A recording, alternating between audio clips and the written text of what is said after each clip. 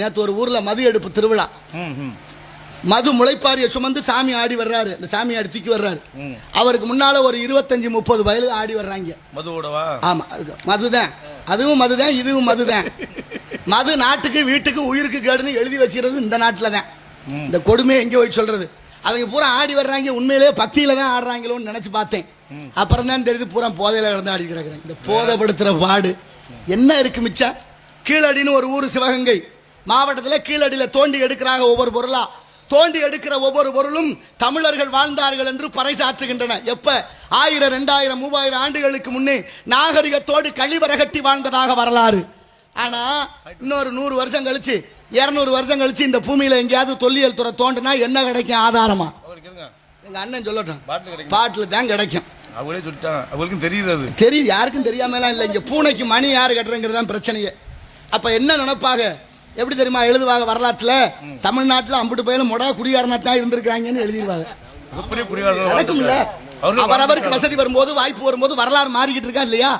மதுரையில சித்திரை திருவிழா நடக்குது. சித்திரை திருவிழா சித்திரை மாசம் நடந்ததே அல்ல, அது மாசி மாசம் நடந்தது. அதுவும் மணலூருங்கிற மனம் வந்த புத்தூர்னு சொல்லக்கூடிய மணலூர்ல நடந்தது. ஆனா இன்னைக்கு சித்திரை மாதம் நடக்குது. யார் மாத்தினது?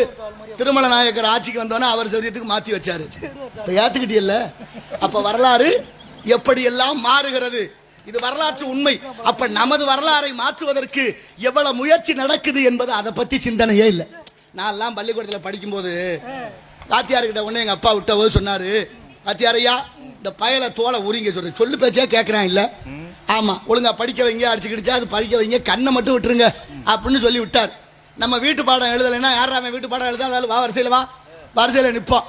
அப்புறம் நம்மளே போய் ஒரு குச்சி ஒடிச்சார சொல்லி அந்த குச்சிலே அடி வாங்கணும். ஆமா, அவர் குச்சை ஓங்கும் போதே கையை இப்படி இப்படி பயந்தோம்ல, அப்புறம் பிடிச்சி வச்சு புறங்கையில அடி வாங்கணும். நம்மளெல்லாம் அடிச்சு அடுக்கி நம்ம எல்லாம் காவல்துறையில புகார் பண்ணியிருந்தா எந்த வாத்தியாராவது வெளியில நடமாட முடியுமா? இல்ல ஒருவேளை நம்மளை வாத்தியாருக்கு ஒழுங்கா அடிச்சு சொல்லி கொடுக்காம இருந்திருந்தா நம்ம இந்த நிலைமைக்கு வந்திருப்போமா? நல்லா நினைச்சு பாருங்க. இன்னைக்கு பள்ளிக்கூடத்தில் பிள்ளைய கொண்டு விடும்போது அவங்க அப்பா சொல்றாரு, ஐயா வாத்தியார் ஐயா இந்த பயலை ஒழுங்கா படிக்க வைங்க, பார்த்துக்குங்க, ஏதுக்கு நீங்கள் கொஞ்சம் கவனமாக இருங்க, பையன் ஒரு மாதிரியான ஆள், நாளைக்கு என்னைய குறை சொல்லாதீங்கன்னு சொல்லி விட்டுட்டு வராங்க. இந்த கொடுமையே எங்கே போய் சொல்லுவேன்? வாத்தியாருக்கு படித்த ஒரு வாத்தியார் வீட்டில் வேலையே இல்லாமல் இருந்திருக்கிறாரு. அவர் மனைவி ரொம்ப சங்கடப்பட்டு, என்னையா வாத்தியாருக்கு படித்தேன், ₹1 பிரயோஜனம் இல்லாமல் ஏதாவது போய் பழவு பார்க்கப்படாதா அப்படின்னா அந்த ஆள் கோவிச்சுக்கிட்டு வேற ஏதாவது வேலை பார்ப்போம்னு கிளம்பிட்டார் வாத்தியார். வேலை வெளியில் போகிறாரு. வேலை தேடி போகிற போது ஒரு இடத்துல மாடு கட்டி கிடக்கு. கட்டி கிடந்த மாட்டுக்கிட்ட ஒரு பதாகை எழுதி வச்சிருக்கு, விளம்பரம்.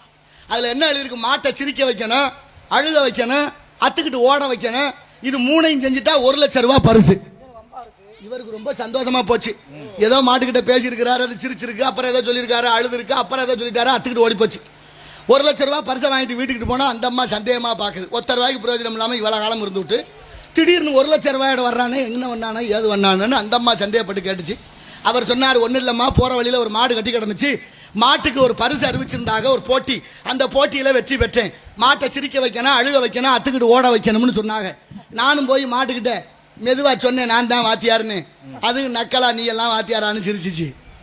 அப்புறம் சொன்னேன், நீ என்னை படுத்துகிற பாட்டையும் நான் பட்ட கஷ்டத்தையும் சொன்னேன். ஓன்னு கண்ணீர் விட்டு அழுதுருச்சு. அப்புறம் கடைசியாக கூப்பிட்டு கேட்டேன், நீ வேணா வாத்தியார் வேலைக்கு வர்றியான்னு. போதும்டா சாமின்னு அத்துக்கிட்டு ஓடிருச்சுன்னாராம். நிலைமை எப்படி இருக்கு பார்த்தீங்களா? இன்னைக்கு மாணவர்களும் ஆசிரியர்களும் ஒற்றுமையோடு இல்லை.